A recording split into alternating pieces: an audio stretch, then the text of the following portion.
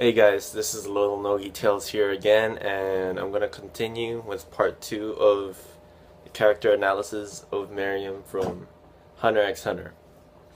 So, now we reach the second stage in his character development, and basically that was when Kumogi enters the frame. And him and the Royal Guards are basically just killing time for the selection, which will be 10 days. And for Meruem, his entertainment is just strategic games. He's bringing in masters from chess, shogi, and other strategy board games, or games in general, and he's just beating these scrubs left and right. And we finally get to the last one, and that was Kumogi. And she was I mean, she appears completely weak. I mean, she comes in, she's blind, and she's her snot's all over the place, and she's overly polite.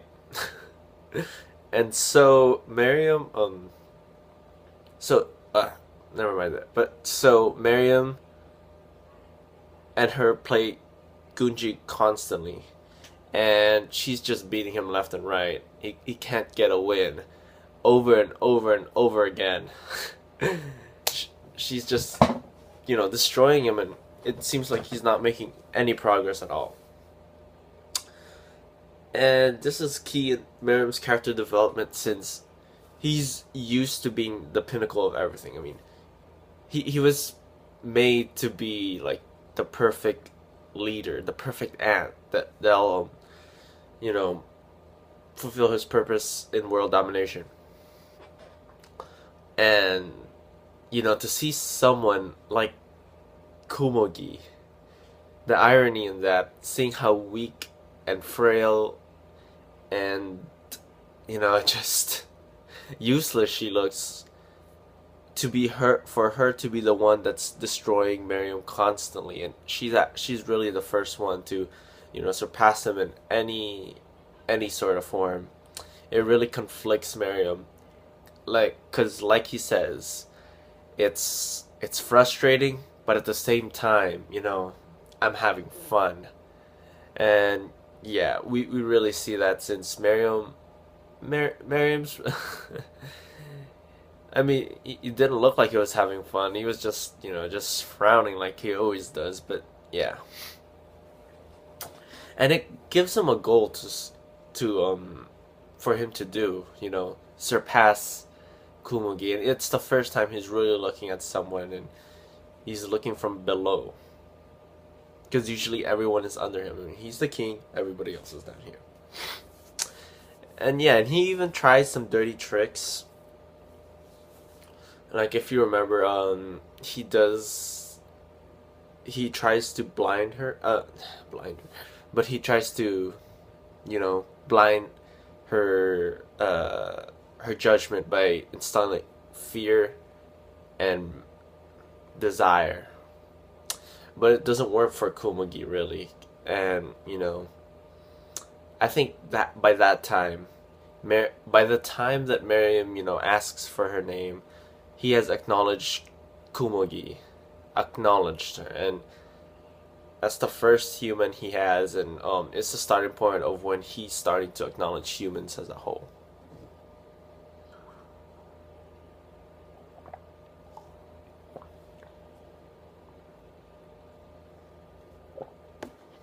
And this is the start of his third stage, which was when he has his name crisis. That's what I'll call it. And so after asking Kumugi for her name, she returns the question, and she's like, "What's your name?" And Meruem's struck by this. He never really had an identity to begin with, and he's just been known as the king. He never had an identity of his own, and this sends his mind in spirals. I mean, he's trying to find out who he is. This is the starting point. And after discussing with the royal guard for a bit, he while he's in confusion of what to do with Kumogi, since, like he said, he's having fun, but he's really getting frustrated. He starts he comes up with the conclusion that his power is absolute. She's just good in something as trivial as a board game. Well, he has the most power, the probably the smartest, and just everything else surpasses her besides Gunji. And he sets out, and he basically decides, he's comforted by the fact that he knows that her life is in his hands. He has the absolute power, but when he comes over there to try to kill her, he ends up saving her instead when she's being attacked.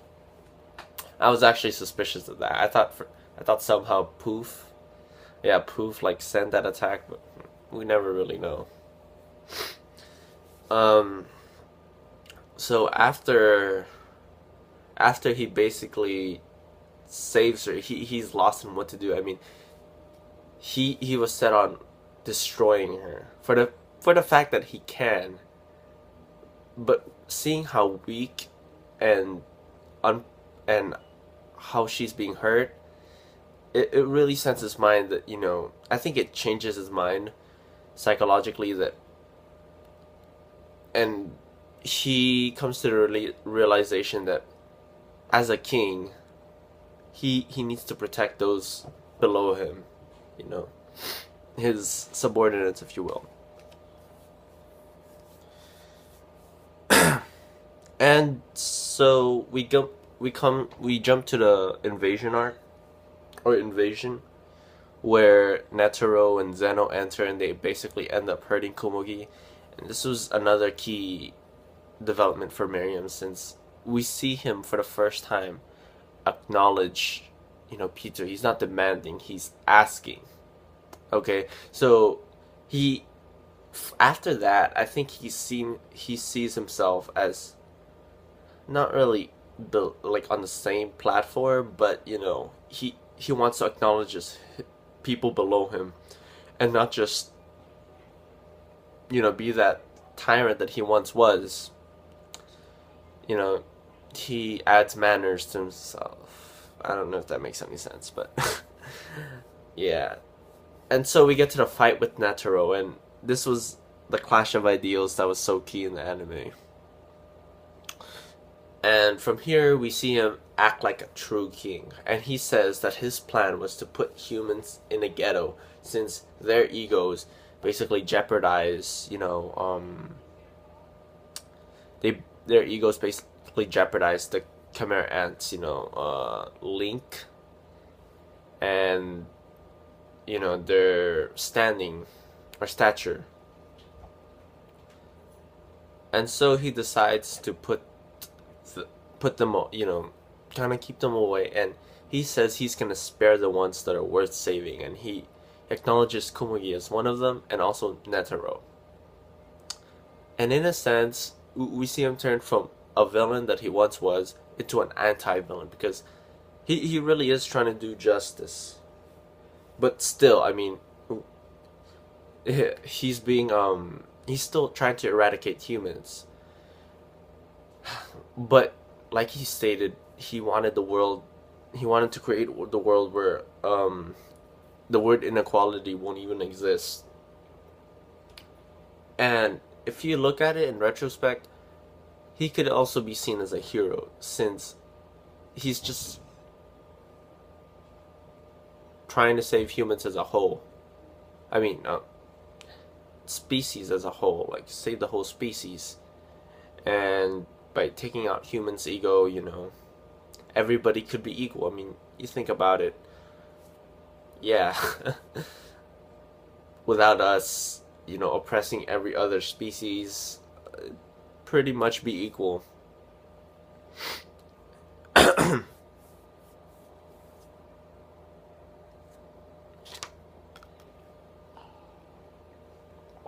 And I also found it ironic how he treats Netero like a child. By when he like a Netero chopped that, and he's just like, "Are you done?" And you know, Netero is like 150 years old, and Meruem is like 30 days. I don't know, maybe even younger than that, but I just thought it was ironic.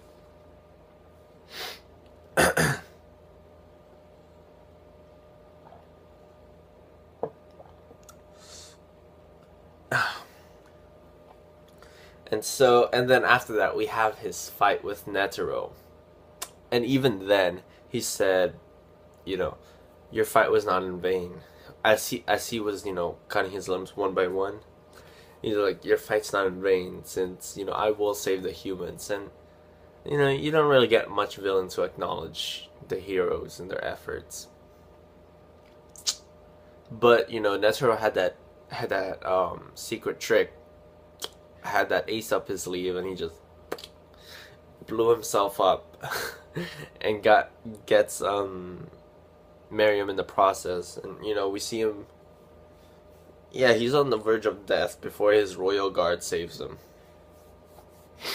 And yeah, this is his fourth stage, which was, I just call it amnesia, but basically this is when Meruem loses his memory due to the bomb. And we see his change as a character, but not completely, because he still has the same personality as he was before the bomb, but he doesn't have any recollection why. We see him be more compassionate towards his subordinates, the royal guard, and he said, I know you're lying to me, and I spare you, but that is only because of the undying loyalty that I also sense within you. I mean, if we take a look at Meruem from the from his first stage, the villain, he would never have said that. I mean, for crying out loud, he tried to kill Pito for trying to give him advice. I mean, he just bitch slapped her, or him, I don't know. And it's just like Netero said. Just give me a second, guys.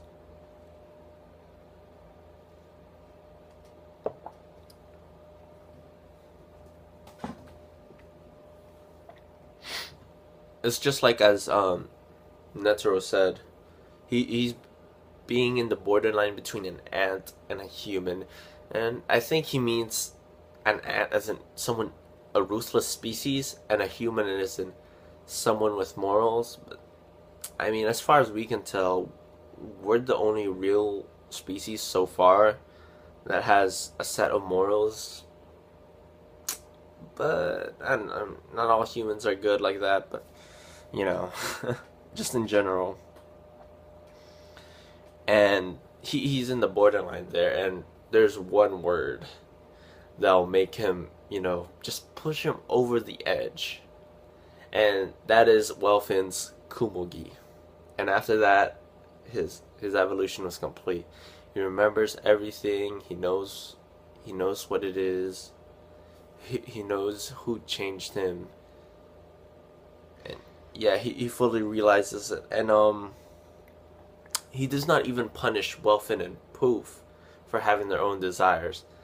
I mean, for having their own ulterior motives. I mean, Poof was lying to the king straight out. Well, not lying, but hiding something. And Welfin outright stated that, you're my enemy. Gyro is my only king. And at the end, Meruem basically saw himself, at the same level as that. He says, I think he says, yeah, I'd like to meet him, or something like that. But at this point, he completely acknowledges humans, and yeah, he only has one goal now, and that is to spend his final moments with Kumogi. Alright, I'm gonna go finish up the last part in another video, and I'm gonna talk about my final overthoughts and the relationship wise, which is, just his relationship with Kumogi, the Royal Guard, etc., and my overall thoughts. Okay. Later, guys. Little Nogi Tales here. Bye.